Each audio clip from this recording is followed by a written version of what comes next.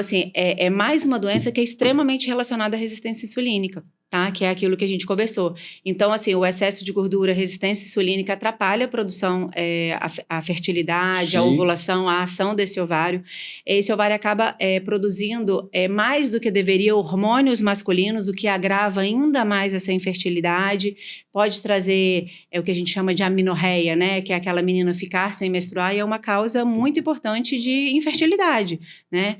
E requer tratamento, e na maioria dos casos precisa de atividade física, dieta adequada, novamente, e em muitos casos o controle da glicemia e dessa resistência insulínica, que a gente sabe que é um fator muito grande influenciando ali. Tá aí. A outra reclamação é de mulheres com muitos pelos. Essa alteração. Normalmente o homem, né?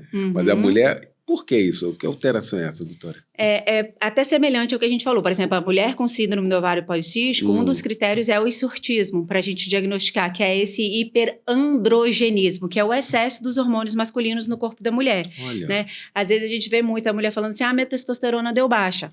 Graças a Deus, ótimo, mulher é para ter testosterona baixa, né? Na verdade, a gente dosa esses hormônios na mulher quando a gente desconfia que eles estão elevados, e a maioria das vezes, pode ser genético também, tá? Tem aquela pessoa que tem hirsutismo, que tem o excesso de peso, que não necessariamente é. Mas toda vez que a gente pega o hirsutismo, que é o excesso de pelos, a gente precisa investigar o excesso de produção de hormônios masculinos.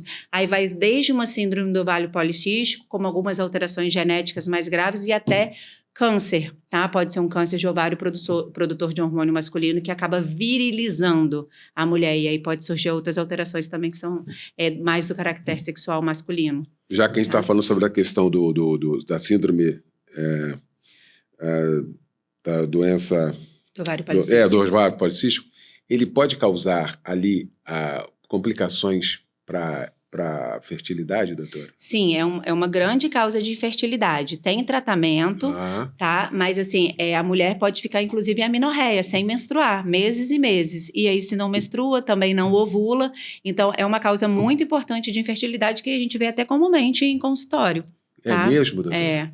E aí, quanto mais resistência insulínica, quanto mais gordura, quanto mais peso, essa síndrome se agrava. Então, é mais uma das doenças que tem correspondência metabólica, que está relacionada com a danada da resistência insulínica, que a gente precisa intervir. Viu aí? Viu? Que coisa boa. Doutora, a doutora Lívia, eu gostei muito aqui de uma frase que você falou, vamos lembrar dessa frase, né? Foi até na parte da obesidade.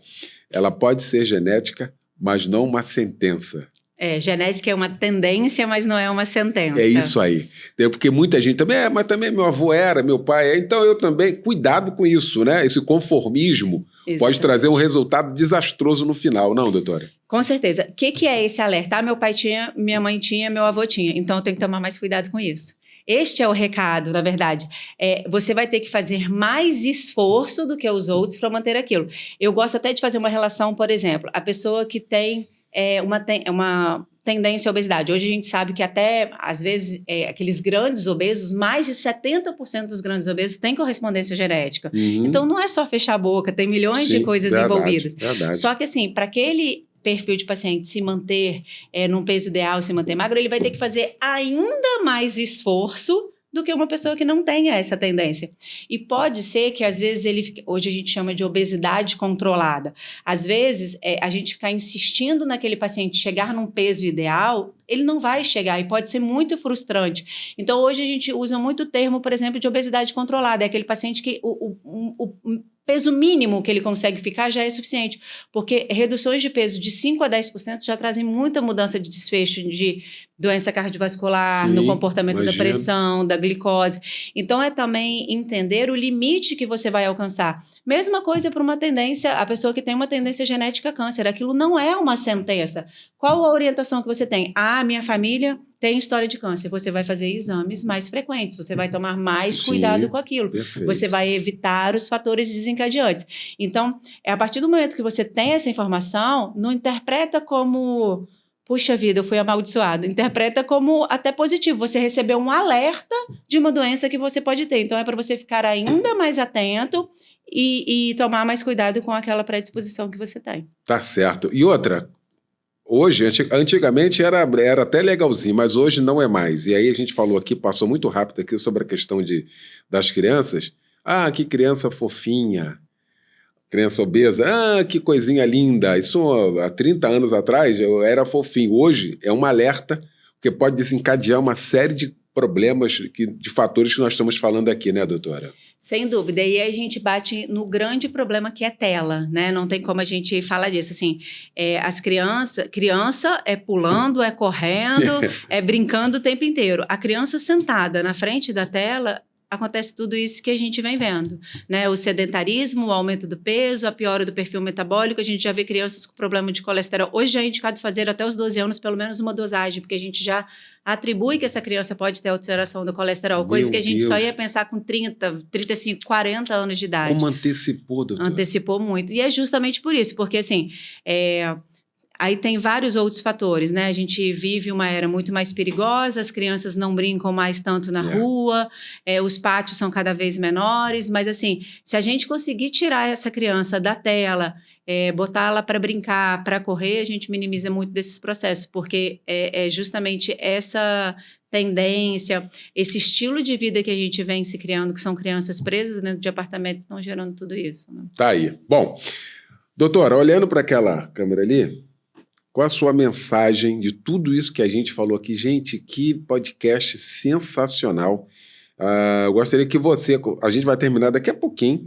Eu não queria terminar, eu queria continuar aqui. A gente vai terminar. Eu queria que você, compartilhasse esse assunto. É muito importante. Isso aqui é informação valiosíssima.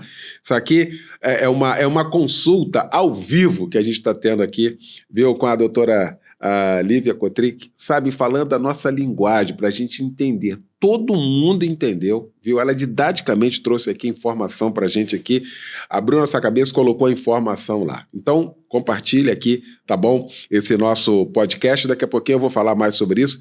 Doutora, qual a mensagem que fica para quem está acompanhando a gente agora, independente da idade, quem está aqui acompanhando a gente, muitos idosos também acompanhando a gente, muitos jovens também, mulheres entrando aí nessa fase da menopausa, né? Homens também na andropausa, muitos deles também acompanham, está todo mundo agora acompanhando a gente.